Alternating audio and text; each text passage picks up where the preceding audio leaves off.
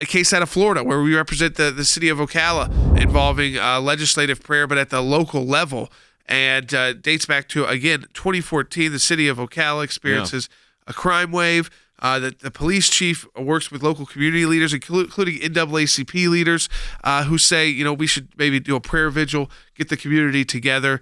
And the American Humanist Association, which is another most radical atheist group, comes in, doesn't just threaten the city, but sues the city. Of course. Let's go back and set up the facts of what happened here. What created literally a federal case? There was a crime spree in the community that resulted in injury to several children.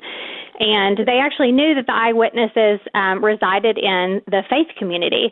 And so that's where Chief Graham, who regularly practices community policing, he met with the NAACP. They agreed that what Chief Graham should do is sit down and speak with the faith community leaders, which he then did. And out of that meeting came the idea of a prayer vigil. Now, at that point, Chief Graham in the police department stepped away and allowed the community leaders to go ahead and plan, promote, and fund the event. So the state money wasn't involved by the county. They were involved in doing it. Tell us about the prayer vigil. What happened? So at the prayer vigil, there was a police presence, as there always is in a public gathering at the town square. And volunteer chaplains for the police department attended the vigil and helped lead the vigil. But now they're volunteer chaplains, right, which the plaintiffs indicated and testified unanimously that they understood that they were not OPD officials, right, and or paid employees. So there was no confusion there on the part of the atheist. The police chief was not himself doing the event. It was a community leader, and the one thing that the police chief did was post a letter encouraging unity and prayer and attendance at the vigil. Yes, that was it. He did it for numerous events. It wasn't just that this was the only event that he would post a notice of and encourage citizens to attend. The witness testimony is unanimous that there was no government funding. The organizers of the event, all private citizens, testified over and over again that they were responsible for planning, promoting, and funding the event. And then Chief Graham's communications to citizens who reached out to him to inquire about the event is consistent with that. He reiterated that this was not an Ocala Police Department event, that this was not a city event, that it was planned and promoted by private citizens within the community. What did the judge say here, the district court judge? The first error the judge that we respectfully argue that he made is that he held that because prayer is just quintessentially religious, that any association with prayer and government officials is inappropriate and violates the Lemon test, which is the test that courts have applied for years to determine whether there's a violation of the Establishment Clause.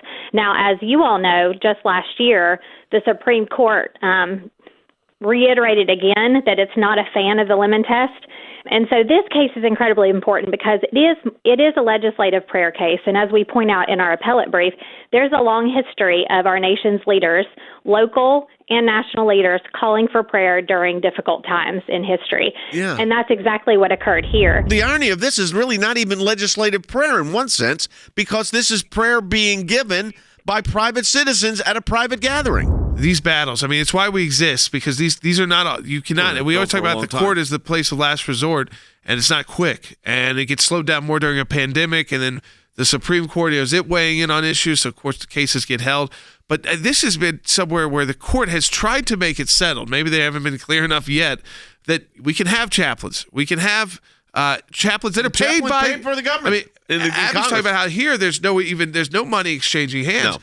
But in the U.S. government, there are paid federal government chaplains in the military. They exist in Congress. There's a chaplain in the United States Senate, the United States House. I'm actually on their email distribution list, so I get their devotionals that come out on a weekly basis. But, Jay, I mean, those have been challenged and attacked, too, and we have defended those as well. And interestingly enough, Jay, members of Congress on a bipartisan basis have stood with us in that. Yes. They want these chaplains there. Folks, this one could end up at the U.S. Supreme Court. It's a unique example, too, where we don't just represent individuals, but here we're representing the city of Ocala. Right. So it's not always the ACLJ suing the governments, suing states, suing the federal government, suing cities and towns.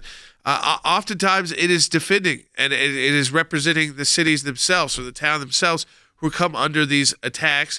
Usually they are just threats by these atheist organizations, but occasionally they file suit. Maybe they do something about this judge in this district. could be more friendly to their radical position, so they were willing to file the lawsuit. But we have to defend, again, this idea of legislative prayer, of chaplains, that anytime they can, these groups, they want to get all of that removed. They want all that gone.